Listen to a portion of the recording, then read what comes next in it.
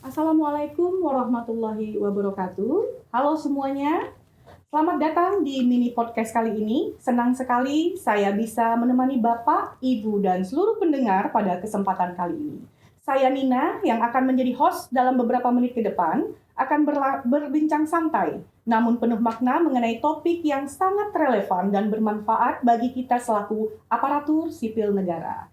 Sebelumnya mungkin saya akan menyapa beberapa teman-teman pembicara kita pada sore hari ini. Yang pertama hadir bersama kita Ibu Sufrianti SIP. Selamat datang Ibu. Terima kasih Bu Nina. Dan ada Ibu Riza Rosalia SH. Selamat datang Ibu. Datang.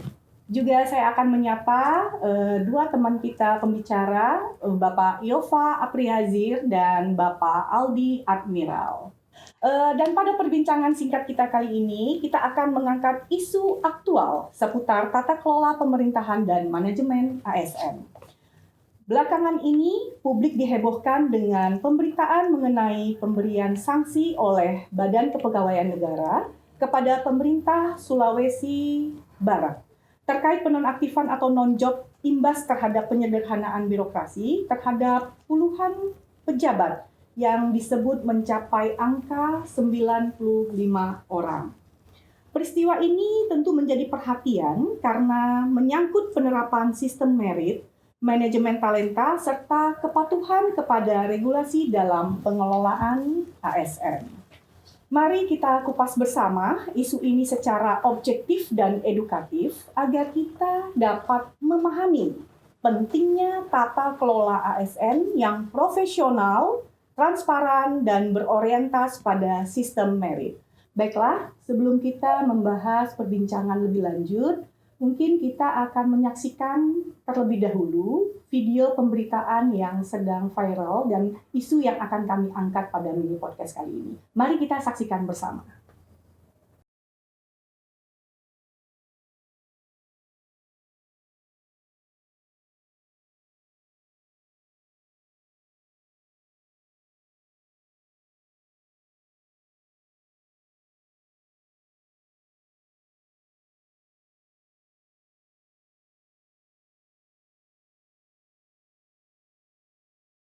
Baiklah, setelah kita mendengarkan video yang kita saksikan bersama, mungkin saya ingin mendengar pendapat dari Ibu Sufrianti SIP terkait pemberitaan tersebut. Bagaimana regulasi terhadap manajemen talenta bagi kita aparatur sipil negara? Silakan Ibu. Terima kasih Bu Nina yang sudah menyampaikan tadi, yang kita sudah saksikan bersama-sama terkait video pemberitaan tadi. Untuk aturan atau regulasi dasar hukum mengenai manajemen talenta dan juga sistem merit dalam manajemen ASN, itu dasar hukumnya ada beberapa regulasi, di mana yang menjadi aturan tersebut yaitu kita dapat lihat Undang-Undang Nomor 20 Tahun 2023 tentang aparatur sipil negara, relevansinya sebagai payung hukum terbaru ASN. Terus salah satu pokok pengaturannya adalah penguatan pengawasan, sistem merit, dan transformasi manajemen ASN. Nah, dapat kita ketahui bersama apa itu sistem merit dalam manajemen ASN, yaitu adalah salah satu sistem dalam manajemen sumber daya manusia yang dapat menjadikan kualifikasi, kompetensi, dan kinerja juga sebagai pertimbangan utama dalam proses perencanaan, pengrekrutan, dan juga pengajuan, rotasi, mutasi juga, pengembangan promosi, retensi, disiplin, dan pensiun pegawai. Itulah yang dapat dijadikan panutan atau pedoman bagi kita untuk bagaimana sih dasar hukum yang menjadi pedoman dan juga panutan kita untuk dalam membentuk pola-pola manajemen ASN tersebut, yaitu Bu Nina. Baik, terima kasih Ibu Sufrianti atas penjelasannya terkait regulasi bagi kita para ASN. Nah, sekarang kita beralih nih kepada Ibu Riza Rosalia. Setelah mendengarkan terkait regulasi tersebut, mungkin saya bisa mendapatkan sedikit pendapat dari Ibu Riza terkait pemberitaan tersebut. Apakah di Pemprov Sulawesi Barat sendiri sudah menerapkan manajemen talenta ASN ini? Silakan Ibu Rina. Baik, terima kasih Bu Nina. Pertanyaannya menarik. Itu bagus bahwa memang sebenarnya pemerintah Provinsi Sulawesi Barat telah menerapkan manajemen talenta ASN. Tapi statusnya lebih kepada baru penerapan saja. Belum ada penguatan, belum bisa menjadikan itu kesimpulan bahwa sebagai tolak ukur sebagai bahwa pematangan untuk pemetaan di ASN pada Sulawesi Barat. Namun penerapan belum bisa disebut sepenuhnya mapan karena belum ada pendampingan, belum adanya sosialisasi dan belum ada implementasi sehingga tata kelola pada pemerintah Provinsi Sulawesi Barat itu belum perlu adanya perbaikan lebih matang. Saya rasa demikian. Baik, terima kasih penjelasannya Ibu Riza. Mungkin kita sekarang beralih kepada Bapak Aldi.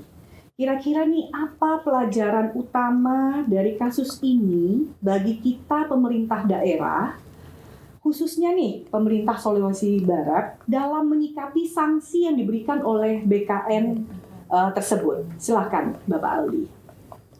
Jadi kalau kita menyikapi kondisi ini sebenarnya pelajaran yang sangat mahal sekali bagi kita ASN. Apa yang dialami oleh rekan-rekan kita di Sulawesi Barat, ini kan sebenarnya idenya awalnya adalah dari upaya untuk melakukan perampingan organisasi perangkat daerah ya. Dari diciutkannya dari 35 OPD menjadi hanya sekitar 29, tentu berdampak pada non-jobnya beberapa pejabat yang jumlahnya hampir 100 orang. Bagi BKN tentu proses ini dianggap menyalahi norma, standar, prosedur, dan kriteria ya manajemen ASN. Walaupun tentu gubernur sebagai pembina, pejabat pembina kepegawaian daerah memiliki wewenang untuk memindahkan, kemudian memutasi berdasarkan undang-undang pemerintah daerah. Namun tetap saja wewenang tersebut dibatasi oleh Undang-Undang ASN agar sistem merit yang tadi disebutkan oleh Bu Atri tadi tetap berjalan secara tertib. Dan BKN sebenarnya telah memberikan solusi-solusi kepada Pemprov Sulawesi Barat yang ini dapat kita ambil juga sebagai hikmah. Antara lain adalah BKN menyarankan agar mengembalikan seluruh jabatannya seperti semula.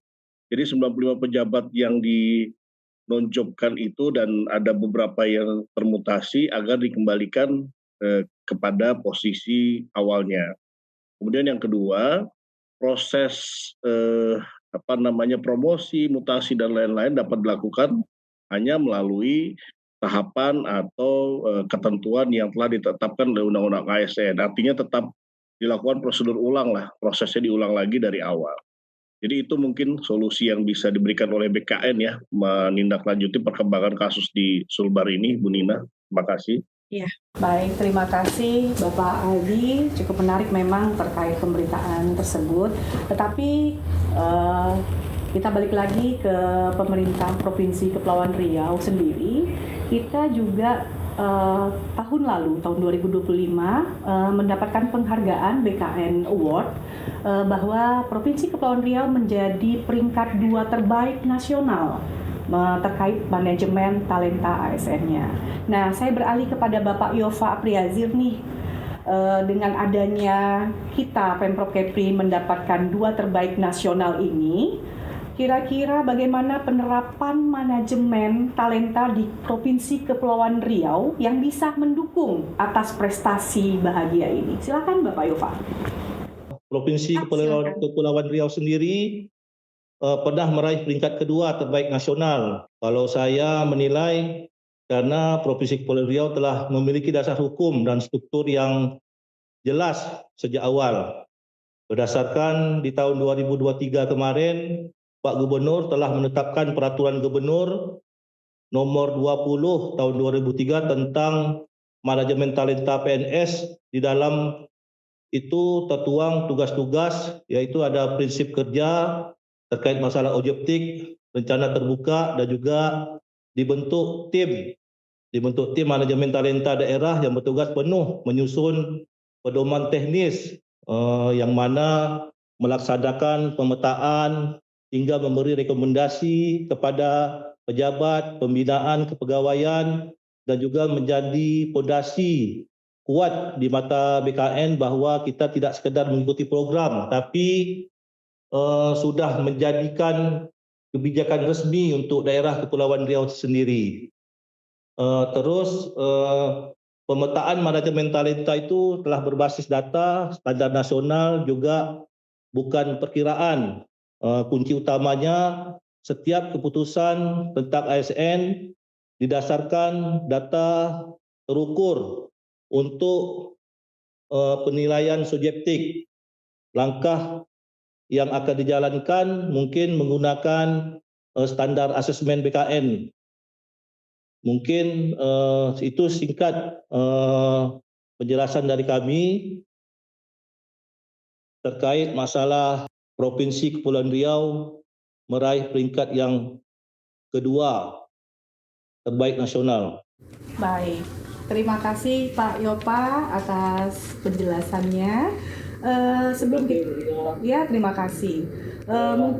Baik, mungkin nih saya balik lagi mungkin kepada Ibu Supriyanti atau Ibu Riza jika ingin menambahkan. Kira-kira gimana nih kita selaku ASN, apalagi sekarang ini kita sama-sama sedang menduduki pejabat eselon 3, pejabat administrator. Bagaimana kita selaku ASN menyikapi dengan adanya penerapan tata kelola ASN ini secara keseluruhan? Mungkin dari Ibu Atik atau Ibu Riza ingin menambahkan, silakan. Oke, baik, terima kasih Bu Nina.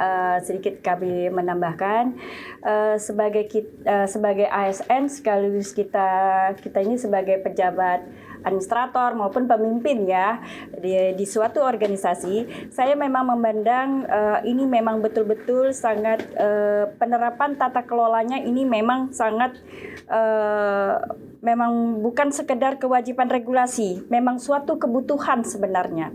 Nah, dengan tujuan itu yaitu menciptakan birokrasi ini yang profesional, berintegritas dan juga untuk memberikan pelayanan publik yang berkualitas, dan juga dengan adanya pola-pola untuk manajemen talenta itu saya rasa mungkin sudah tersistematis dan juga terukur untuk mengukur pengembangan pola-pola untuk meningkatkan karir kita sebagai ASN, apalagi ya Provinsi Kepri juga mendapat peringkat kedua nasional.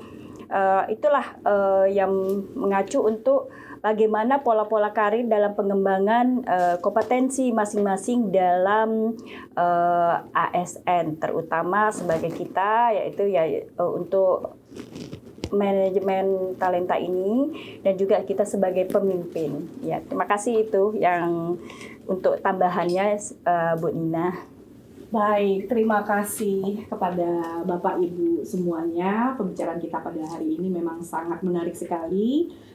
Sebagai penutup, mungkin dengan adanya kasus penonaktifan pejabat di Sulawesi Barat ini menunjukkan bahwa manajemen ASN harus dijalankan secara tertib, transparan, dan sesuai prosedur.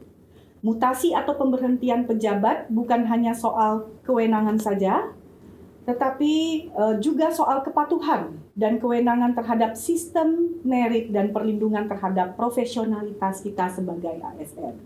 Mungkin sanksi dari BKN ini bisa menjadi pelajaran penting bagi kita semua, khususnya kita di pemerintah daerah, perlu memperkuat manajemen talenta, pemetaan kompetensi, dan pengambilan keputusan berbasis data. Dengan begitu, penetapan ASN dapat dilakukan secara adil, objektif, dan sesuai kebutuhan. Karena birokrasi yang baik lahir dari aturan yang dijalankan dengan konsisten. Karena itu, kasus ini seharusnya menjadi momentum perubahan, bukan sekedar polemik. Saya ingin mengajak kita semua yang ada di sini untuk menerapkan satu hal yang sudah kita pelajari hari ini, karena perubahan besar selalu dimulai dari langkah yang kecil yang kita lakukan secara konsisten. Terima kasih atas perhatian Anda. Wassalamualaikum warahmatullahi wabarakatuh.